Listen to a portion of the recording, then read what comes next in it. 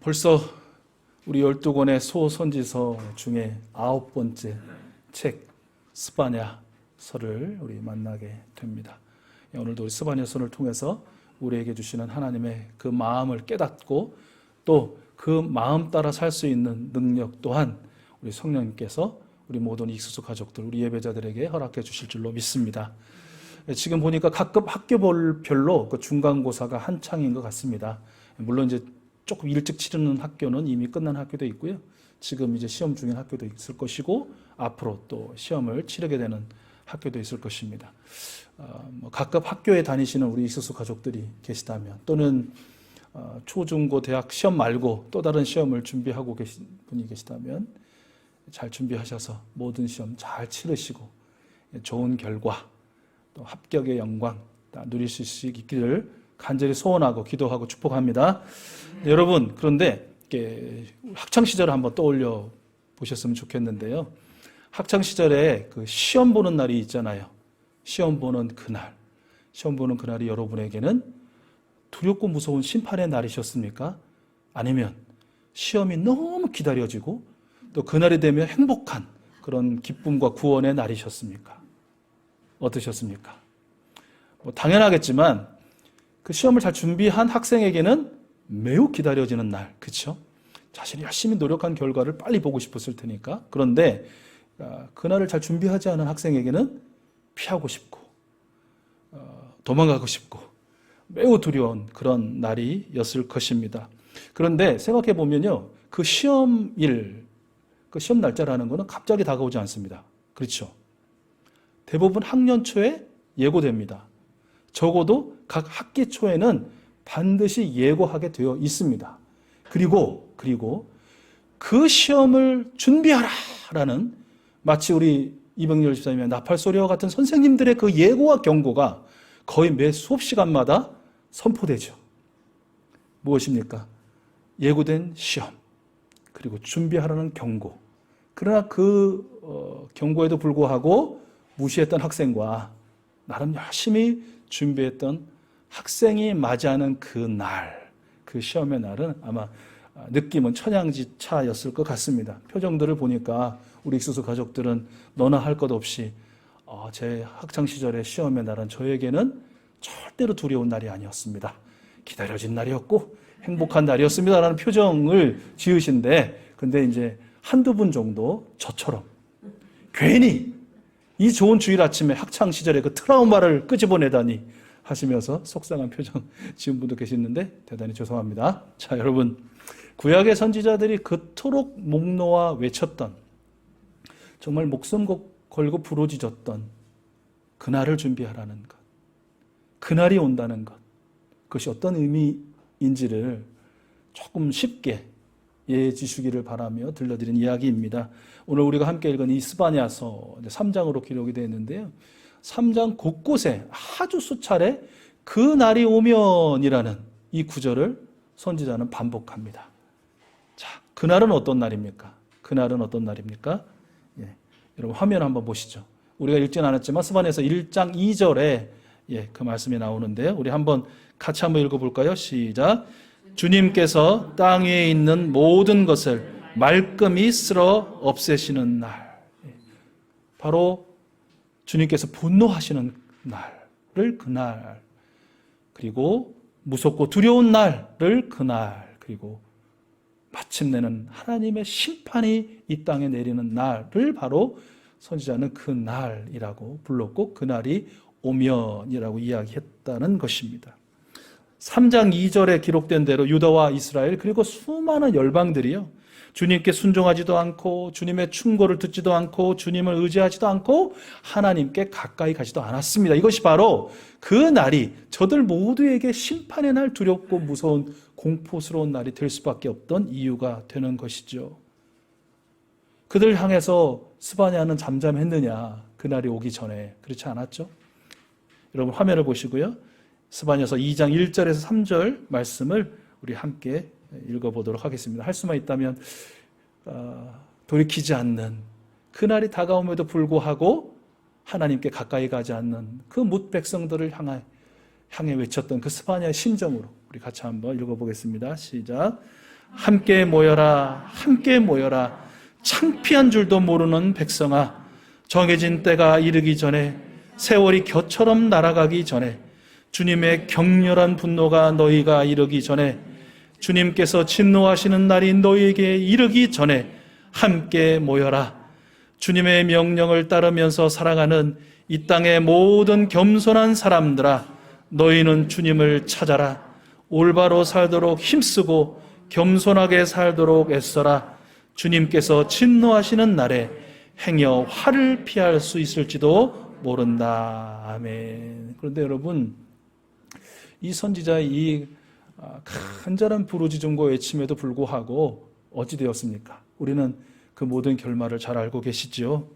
절대 다수의 사람들은 이 경고, 이 권면 무시했습니다. 한 귀로 듣고 한 귀로 흘려보냈죠. 어떤 사람들은 아예 말하지 말라고 제 귀를 닫거나 선지자의 입을 봉해버리기도 했습니다. 구원의 날, 회복의 날, 기쁨의 날로 그 날이 오면 그 날을 맞이할 수 있도록 하나님께서 스바냐 선지자를 통해서 모범 답안을 주신 것입니다. 다 오픈해 주신 것입니다. 열어주신 것입니다. 그대로만 하면 그날이 심판의 날이 아니라 구원의 날이 되도록, 그날이 멸망의 날이 아니라 회복의 날이 되도록, 그날이 두렵고 무서운 날이 아니라 기쁨과 환희의 날이 될 수 있도록 하는 답을 우리 하나님 주신 것이죠. 그런데 다 무시했고요. 결국은 그들 모두가 심판을 면할 수 없었다. 또 하나님 멸망을 받을 수밖에 없었다라는 것이죠. 이렇게 비참한 결과처럼 절대 다수가 그날을 심판의 날을 맞이했음에도 불구하고 또 아시죠? 아주 작은 수의 작은 무리의 사람들은 그 날을 구원의 날로 맞이했습니다. 그 날을 하나님의 구원의 날, 회복의 날, 기쁨의 날로 맞이한 사람들을 성경은 남은 자라고 그렇게 표현합니다. 남은 자. 그런데 엄밀히 이야기해서 남은 자가 아니죠. 남은 자라고 했을 때는 제 스스로의 힘에 의해, 노력에 의해 남았을 때 남은 자라고 할 수 있습니다. 그런데 남은 자란 결국 하나님의 은혜로, 하나님의 전적인 은혜로 하나님께서 남겨둔 사람, 그런 의미에서 남은 자라기보다는 남겨진 자다라고 부르는 것이 옳을 것 같습니다. 오늘 3장 11절 상반절 말씀인데요. 여러분 한번 화면을 보시고 같이 한번 읽어볼까요? 참 좀 의아스러운 말씀을 하세요. 어떤 말씀인가요? 같이 읽어볼게요. 시작. 그 날이 오면 너는 나를 거역한 온갖 잘못을 부끄러워하지 않아도 될 것이다. 여러분, 우리 주님께서 심판하시는 그날 부끄러워하지 않을 사람이 과연 있을 수 있을까요? 여러분 어떠세요? 우리 구주 예수 그리스도님께서 다시 오신 바로 그날, 역사적인 종말 또는 여러분 개인의 종말, 우리 주님을 만났어요. 그 주님 앞에 나는 한 점 부끄러움이 없습니다, 당당합니다, 이렇게 고백할 수 있는 분이 과연 계실까요? 어느 돌아가신 노승의 말씀처럼 저 여러분의 죄도 저 하늘 끝에 닿을 정도로 크고 많은 것 아니겠습니까? 그런데 그럼에도 불구하고 하나님께서는 우리의 죄목을 한 가지로 집약하셔서 나를 거역한 죄, 그 죄 중에 죄죠. 그 대다수의 죄가 이것으로 수렴이 될 것입니다. 하나님을 거역한 죄가 많을지라도 너희는 부끄러워하지 않아도 될 것이다 라고 그렇게 말씀하셨다는 것이죠. 왜 그럴까요? 왜 그렇게 말씀하셨을까요? 그것이 12절 말씀에 기록이 되어 있어요. 역시 여러분 화면을 보시고요. 12절 말씀 같이 읽어볼게요. 시작. 그러나 내가 이 도성 안에 주의 이름을 의지하는 온순하고 겸손한 사람들을 남길 것이다. 핵심 말씀이 뭐냐면 주의 이름을 의지하는 사람을 내가 남길 것이다. 어떤 사람을요? 주의 이름을 의지하는 사람. 다 죄인이죠. 다 끝모를 죄로 점철된 그런 인생들입니다. 그런데 그 중에 그럼에도 불구하고 하나님께서 부끄러워하지 않아도 돼 라고 이야기 들려주신 무리가 있다. 어떤 무리들? 오직 주님의 이름만을 의지하는 사람. 그 사람들이 그 주인공이다라는 것입니다. 다른 것 없습니다. 다른 것 없습니다. 다른 노력도 소용없습니다. 오직 우리 주님의 이름만을 의지하는 것. 그것을 우리는 그날의 부끄러움을 당하지 않을 것이며 주님의 약속대로 그날이 구원의 날, 회복의 날, 기쁨의 날이 될 줄로 믿습니다. 우리 사도 바울 선생님이 로마서에서 말씀하신 것처럼 모든 사람이 죄를 범했습니다. 한 사람의 예외도 없습니다. 그런 결과가 무엇입니까? 하나님의 영광에 이르지 못하죠. 하나님의 영광에 이르지 못하는 것이 끝입니까? 아니죠. 모두 심판과 사망에 이를 수밖에 없는 것입니다. 그런데 무엇입니까? 그럼에도 불구하고 하나님의 은혜, 예수 그리스도를 통한 은혜가 여기 있지 않습니까? 여러분 화면을 보시고 로마서 3장 24절 말씀 우리 같이 읽어봐요. 시작. 그러나 사람은 그리스도 예수 안에서 얻는 구원으로 말미암아 하나님의 은혜로 값없이 의롭다는 선고를 받았습니다. 아멘. 오직 하나님의 은혜, 예수 그리스도의 은혜에만 전적으로 기대는 것이 바로 주님의 이름을 의지하는 것의 의미이고요. 바로 그 사람이 그날이 오면 하나님의 구원과 회복과 영영한 기쁨과 환희를 맛보게 될 것이다라는 것이에요. 심판을 면할 수 없는 죄인임이 분명합니다. 그러나 회개하라는 주님의 권면에 순종하여 뉘우치고 돌이키는 삶. 그러나 뉘우쳤기 때문에 내가 돌이키는 삶을 살기 때문에 내가 구원을 받은 것이 아니고 오직 하나님의 은혜로만 그 은혜를 의지해서만 죄 용서를 받고 구원의 날 맞이함을 믿고 하나님 은혜를 잠잠히 기다리는 바로 그 사람. 바로 그 사람 하나님께서 이 땅에 남겨 오셨고 바로 오늘 저와 여러분들처럼 이 땅에 남기시어 살게 하셨더라라는 것입니다. 남겨진 사람, 하나님에 의해서 남겨진 사람들은요 온순하고 겸손합니다. 사납지 않습니다. 교만하지 않습니다. 왜요? 왜 어떻게 거만하고 또 사납고 교만할 것 같은데 온순하고 항상 겸손할 수 있을까요? 왜 그럴 수가 있을까요? 여기 우리 대부분의 우리 익숙 가족들 온순하시잖아요. 겸손하시잖아요. 여러분 어떻게 그렇게 하셔요? 타고나셨어요? 원래 온순하게 타고나셨어요? 심성이? 늘 겸손하도록 그런 어떤 그 은사라고 할까요? 그런 것들이 있으세요? 아니잖아요. 그렇죠? 우리는 하여튼 죄성을 타고나가지고 항상 교만하고 또 사납잖아요. 그럼에도 불구하고 어떻게 보면 정말 사나운 짐승 같은 우리가 어떻게 그렇게 온순하지? 어떻게 그렇게 겸손하지? 왜 어떻게 그러실 수 있으세요? 예, 바로 내가 하나님 앞에 서 있다라는 그런 확신, 그런 믿음을 여러분이 가지고 있기 때문 아니겠어요? 바로 내 앞에 하나님이 서 계시다라는 그런 확신과 그런 믿음이 여러분 있기 때문 아니겠어요? 여러분 지금 설교를 듣고 계시지만 제가 말씀드리고 있잖아요. 그렇죠? 여러분 한껏 내가 해도 낫겠다. 저만큼은 하겠다. 그리고 뭐 맨날 듣는 소리만 하는 거 아니야. 좀 새로운 거를 내가 한번 해볼까? 좀 이렇게 거만을 떠실 수도 있고 뭔가 다른 마음을 품을 수 있는데 여러분 왜 그렇게 이 자리에 나이 어린 목사가 서도 또 어디 뭐 저기 외국에 오래 계셨던 선교사가 서도 때로는 어떤 젊은이가 간증을 해도 어린이가 간증을 해도 청소년이 얘기해도 여러분 어떻게 그렇게 올바른 자세로 바른 자세로 귀를 세우고 마음을 열어 말씀을 대할 수 있습니까? 예, 여러분 앞에 하나님이 서 계시다는 그런 확신과 믿음이 있으시기 때문 아니겠습니까? 저 또한 마찬가지입니다. 제 눈에 여러분이 보이고 카메라가 보이지만 제 앞에 하나님이 서 계시다라는 믿음과 확신을 가지고 말씀드릴 수밖에 없더라라는 것이죠. 그렇기 때문에 온순하고 겸손할 수밖에 없는 것이죠. 근데 여러분 하나님이 없다라고 말하는 사람들은요 애초에 온순과 겸손과 거리가 멉니다. 이 스바냐서를 다 읽어보시면 저들이 심판받는 이유 중에 가장 큰 이유가 또 뭐냐면 거만을 떠는 거예요. 교만한 거예요. 사나운 거예요. 왜요? 하나님이 없다고 생각하거든요. 계신 하나님을 무시하거든요.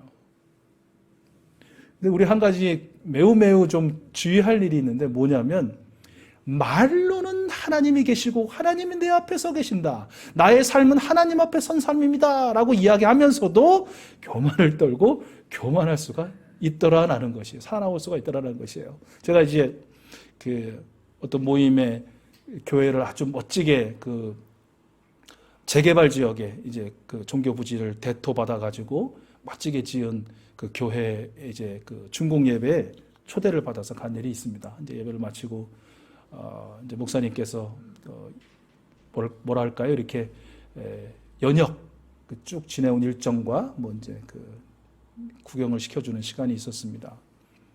부럽더구만요. 많이 부럽더구만요. 그러면서 하나님, 저희는 이렇게 큰 건물 필요 없고요. 아까 지하층에 보니까 청년부실이라고 한 100여 석 잘 꾸며져 있던데, 요 정도면 될 것 같은데, 이제 그런 마음을 가져봤는데, 요는 뭐냐면, 첫 마디는 그 목사님 소개하면서 우리 교회가 이렇게 90년 역사에 건축을 하게 된 것은 모든 것이 하나님의 은혜입니다. 이렇게 말씀하시더라고요. 감동이 되었습니다. 오랜 또 질병을 앓고 계시는 목사님이셨거든요. 그럼에도 불구하고 오랜 정말 고치기 어려운 병을 앓고 계신 상황에서도 그렇게 많다라고 볼 수 없는 성도들이 힘을 모아서 빚 없이 이렇게 주님의 새로운 성전을 건축했다는 것이 참 대견스럽기도 하고 부럽기도 하고 축복하고 싶은 마음 가득했습니다. 근데 여러분, 문제는 그 다음이에요. 왜 그랬을까요? 모든 것이 하나님의 은혜입니다. 제가 세보니까 딱 3초더라고요. 하나님의 은혜는 3초인데 그 뒤로 1시간요. 상상하시는 대로 이 땅의 가치는 얼마이고, 이 건물의 건축비는 얼마가 들었고, 곳곳에 편백나무가 쓰였고, 어느 가정, 어느 가문이, 어느 자손이 큰 헌금을 이렇게 했고, 또 시설은 첨단 최신식 시설이고, 기타 등등 해서 이걸 1시간 하시더라고요. 참 마음이 민망했습니다. 이제 그분을 제가 뭐 탓하거나 이런다기보다도 그냥 거울이죠, 거울. 저를 비추는 거울이고 우리를 비추는 거울이 아닌가라는 그런 생각이 들었어요. 하나님의 은혜입니다. 하나님의 사랑 덕분이죠. 하나님께서 내게 베풀어주시는 종 때문입니다 라는 말은 아주 짧고 간단합니다. 그 다음에 이어지는 것들은 무엇입니까? 대부분 내 자랑, 우리 자랑, 우리 소위 속된 말로 시건방 떠는 그런 이야기들, 하나님의 이름을 부끄럽게 하는, 하나님의 낯을 뜨겁게 하는 그런 소위 짓들이 우리들의 보통의 일이 아닌가. 그래서 우리가 말로만 하나님 앞에 서 있어, 내가 하나님 앞에 선 사람으로 온순하고 겸손하게 살 수밖에 없어 라고 말은 그렇게 하는데 실생활은 교만하기 짝이 없는, 시건방 떨기 아주 짝이 없는 그런 것 정말 주의하고 조심해야 되겠다. 하나님 앞에서, 우리 성령님 앞에서 라는 그런 생각을 해보게 되는 그런 시간이었습니다. 아마 이런 이야기를 들으면 여러분도 다시 한번 마음을 다잡게 되지 않을까라는 차원에서 들려드리게 되었는데요. 온순하고 겸손한 사람은 좀 구체적으로 어떻게 사는지를 우리 13절 상반절에서 우리 하나님께서 말씀해 주셨는데요. 우리 화면을 보시고 13절 상반절을 읽고 곧이어 이렇게 사는 사람을 하나님께서 어떻게 축복하시는지를 연이어 말씀해 주셨거든요. 우리 같이 연이어서 읽어봐요. 시작. 이스라엘의 살아남은 자는 나쁜 일을 하지 않고 거짓말도 하지 않고 간사한 혀로 입을 놀리지도 않을 것이다. 그들이 잘 먹고 편히 쉴 것이니 아무도 그들을 위협하지 못할 것이다. 아멘. 아멘. 여러분, 하나님께서 이 땅에 남겨주신 저와 여러분들 하나님 앞에 선자로 감사하며 온순하고 겸손한 삶, 특별히 구체적으로는 나쁜 일 하지 않고 거짓말 하지 않고 간사한 혀로 이간질하는 그런 일도 하지 않는 그런 사람들로 살아갈 수 있기를 소원합니다. 그렇게 살아가실 줄로 믿습니다. 지난주인가요? 우리 교회 학교를 운영하고 있는데 우리 예배 시간에 유일한 교회 학교 학생인 사랑이가 이런 말을 했다고 합니다. 어떤 말을 했냐면 선생님께서 다시 오실 예수님에 대한 성경 말씀을 읽고 함께 나눴는데 예수님 다시 오셔 사랑아 그랬더니 사랑이가 이렇게 묻더랍니다. 그럼 예수님 내일 오세요? 이렇게 물었더라는 거예요. 제가 선생님이었으면 이렇게 답했을 것 같습니다. 사랑아 그렇게 큰일 날 소리 하면 안 된단다. 설명하기가 좀 매우 어려우셔서 이제 좀 다음으로 넘기셨다 하는데 여러분 예수님이 내일 오실지 모레 오실지 두렵고 떨리는 마음이긴 하지만 오시는 건 기정사실입니다. 마치 학교에 의해서 선생님들에 의해서 시험이 예고된 것처럼 언제일지는 모르나 예수님의 다시 오심은 예고됐고 반드시 성취될 것입니다. 그 예수님께서는 하나님께서는 선생님들이 그 시험의 날을 준비하라 라고 선포하며 열심히 가르쳐 주신 것처럼 수많은 선지자들과 믿음의 조상들을 통해서 우리를 가르쳐 주시고 깨우쳐 주시고 일러 주시고 말씀해 주고 계십니다. 자, 여러분 하나님께서 이 땅에 남겨두신 여러분 여기 두 갈래의 길이 있는데 어느 길을 따르시렵니까? 그 수많은 경고에도 불구하고 그날이 다가옴에도 불구하고 하나님을 무시하고 경고도 무시하고 하나님을 찾지 않고 하나님을 멀리 떠나 사는 사람들이 걸었던 그 길. 그 반대에는 우리 하나님께서 열어주신 새로운 길, 우리 주 예수 그리스도님께서 그의 사도들이, 그의 제자들이, 그의 사람들이 힘들고 어렵지만 매우 좁고 험하여 괴로운 길이었지만 끝까지 참고 걸었던 그 믿음의 길. 두 길 중에 여러분 어느 길 위에 서시겠습니까? 어느 길을 따라 걸으시겠습니까? 선택은 누가 대신해 주는 건 아니죠. 바로 여러분 한 분 한 분이 하셔야 합니다. 그리고 그 결과에도 여러분이 책임을 지셔야 되겠죠. 이 땅에 남겨두신 하나님의 그 은혜에 감사하며 온순하고 겸손한 삶, 우리 예수님 따라 사는 그 위대하고 그 행복하고 그 기쁨의 길을 따라 사는 우리 익수수 가족들 또 우리 예배자들 되실 줄로 믿습니다. 그렇게 사는 저와 여러분들을요 마구마구 축복해요. 놀라서 축복하고 부러워서 축복하고 막 그렇게 되고 싶어가지고 우리 대열에 그 길에 끼고 싶어가지고 막 축복해요. 누가요? 이 세상 사람들이. 하나님께서 그렇게 만들어 주신대요.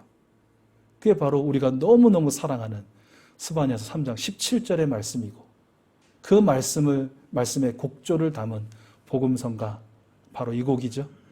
우리 함께 불러봐요.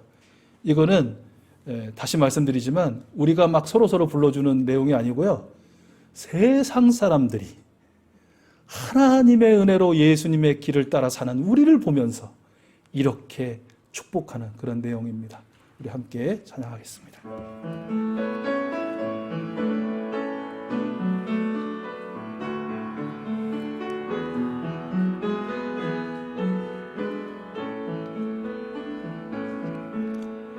너의 하나님 여호와가 너의 가운데 계시니 그는 구원을 베푸실 전능자시라.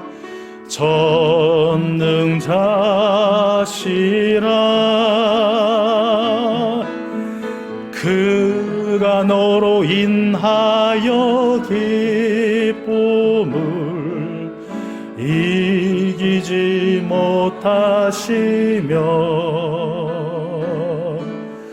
너를 잠잠히 사랑하시느니라.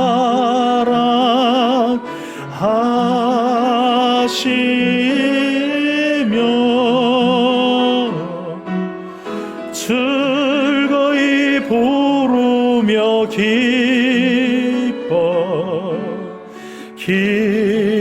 기뻐하시 너의 하나님 여호와가 너의 하나님 너의 가운데 계시니 너의 가운데 그는 구원을 베푸실 전능자 그는 구원을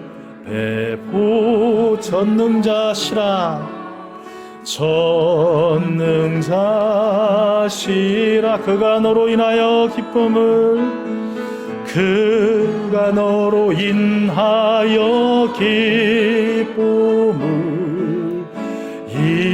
이기지 못한 너를 잠잠히 사랑하시며 너를 잠잠히 사랑하시며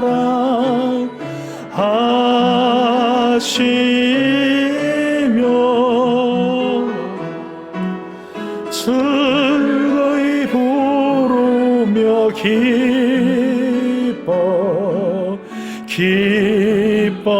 그가 너로 인하여 기쁨을 이기지 못하시며 그가 너로 인하여 기쁨을 이기지 못하심 너를 잠잠히 사랑하시며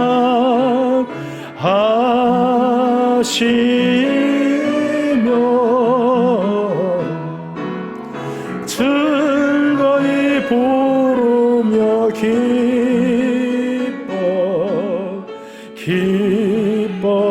즐거이 부르며 기뻐하시리라 즐거이 부르며 기뻐하시리라